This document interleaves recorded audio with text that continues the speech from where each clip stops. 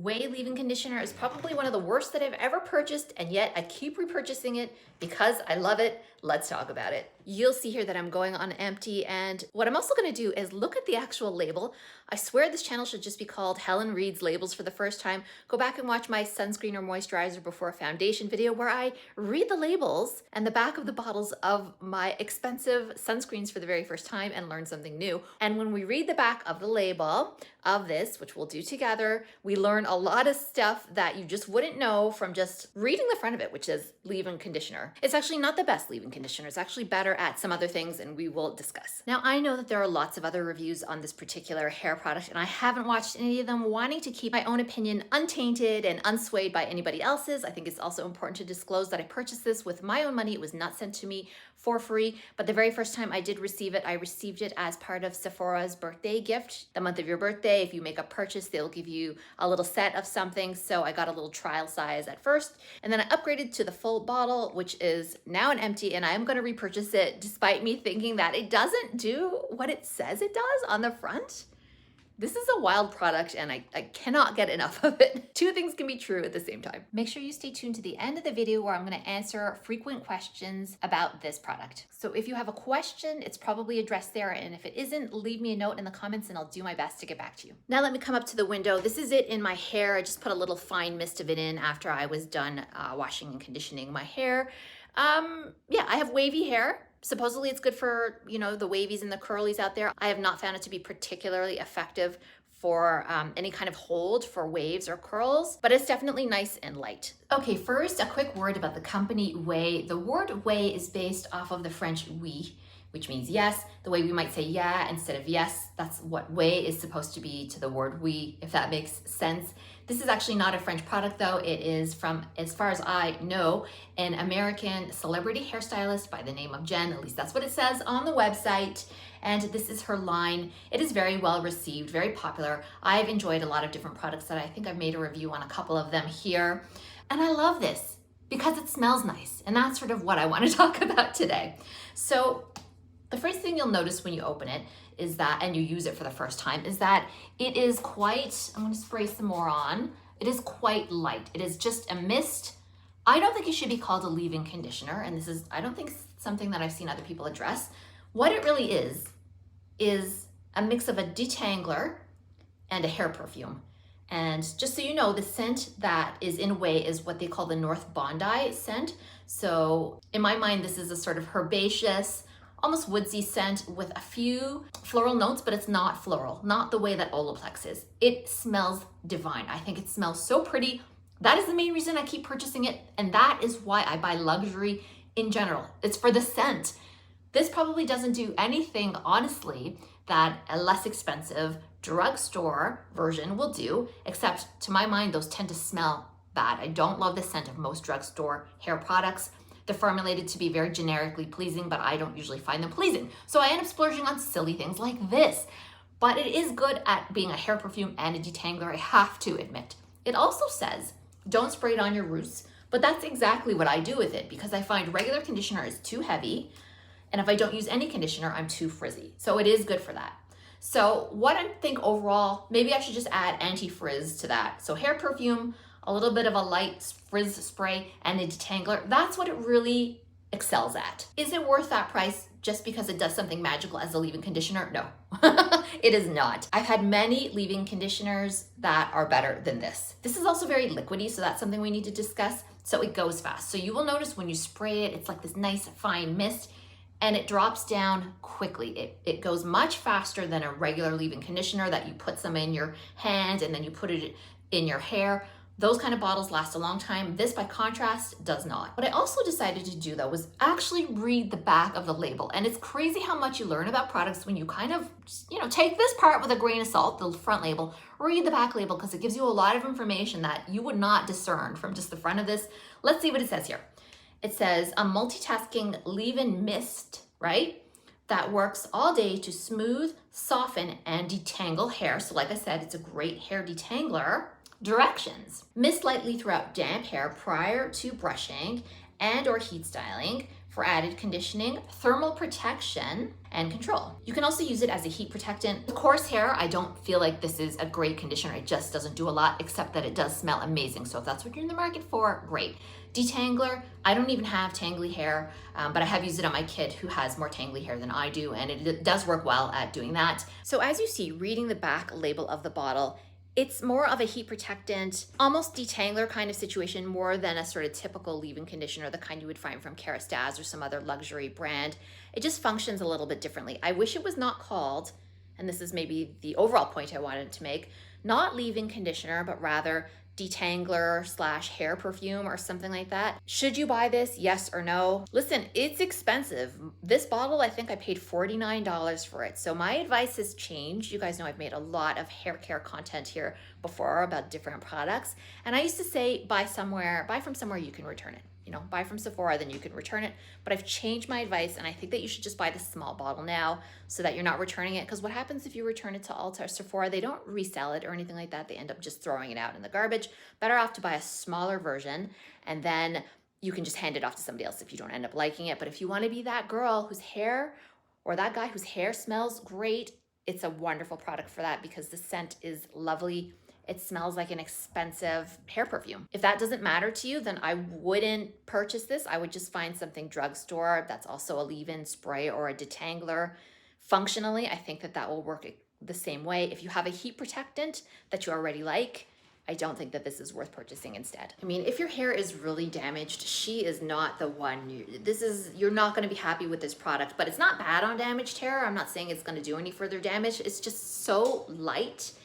It's just such a fine mist that I don't feel like this is going to, turn the tide in any way for you and be an effective hair damage product. If you're enjoying this video and you're finding it useful or helpful, please consider giving this a like and subscribing. That really helps me out here. I don't take sponsorships for hair care products. I always pay with my own money. I'll put a link down to this conditioner down in the description, along with, if you're interested, this Babyless titanium straightener, which is, I think, the best that I've ever used. My hairdresser actually used it too on me. This sounds very crazy, but she came to do my hair at my home and hers was not heating up. So we tried this one and she's like, oh, no wonder you love this. This is amazing. So she was impressed with it too, and she flat irons hair all day long. So what I'm going to do now is a bit of a Q&A because I see that there are questions that are not answered online, and I'm pulling this from other YouTube reviews where the question has not been answered, or Sephora, where again I thought maybe that could be of use to you guys. Okay, someone asked, have you tried the leave-in by Pureology? If so, which I have here.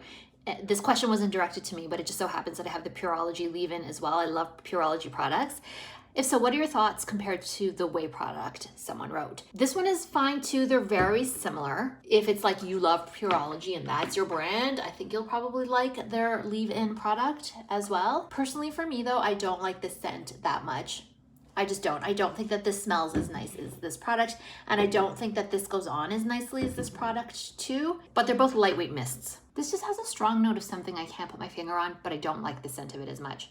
But the scent dissipates. This one lasts a lot longer. So if you want your hair to smell good for a long time, this one, and if you don't care that much about scent and you just want more, because look how much more is in this, this one's good too. They're both kind of the same things. What I'm trying to say, one almost functions as a hair perfume. This one does not.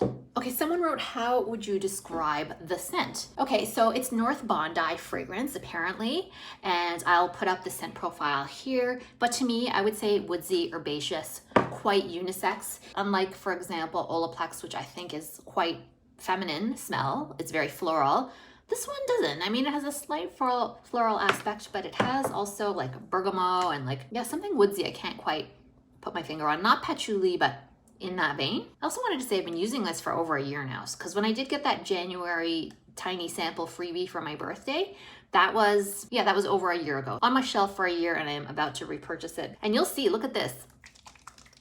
It's really thin, so I don't know if you can hear that. It's really liquidy, yet it's opaque, which is kind of an interesting, it looks like it's gonna be thicker than it is. It's kind of an interesting combination. All right, someone else asked, do you think it would work well on longer hair? I've been using the oil and I like it pretty well so far, wondering how they'd work together. So I don't know, I've never used the oil, but will it work on longer hair? Yes. I mean, my hair was longer, than this. I actually just recently got it cut. Yeah, there's no reason that it wouldn't work on longer hair. It's definitely not short hair specific, but it's just, like I said, not a very strong product. So if you're expecting a lot of deep conditioning that you often need when your hair gets longer, because when it's longer, it's older hair and therefore more damaged hair, no, it's not gonna do that. It's sort of still, as I said, a light mist. You know what could be great for though? If you need to condition your roots and you just don't have the ability to do that with a heavier leave-in conditioner or a thicker moisturizer.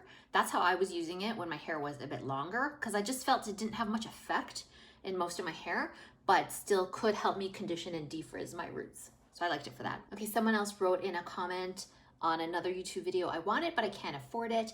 And with my coarse hair, I'd likely go through that bottle very quickly. So that's not a question, it's a comment. The answer is yes, I agree. With coarse hair, you would go and you will go through this bottle very quickly. So is it a budget-friendly option for coarse hair? No, it isn't. Someone wrote, I tend to stay away from the spray conditioners because they make my bathroom floor slippery.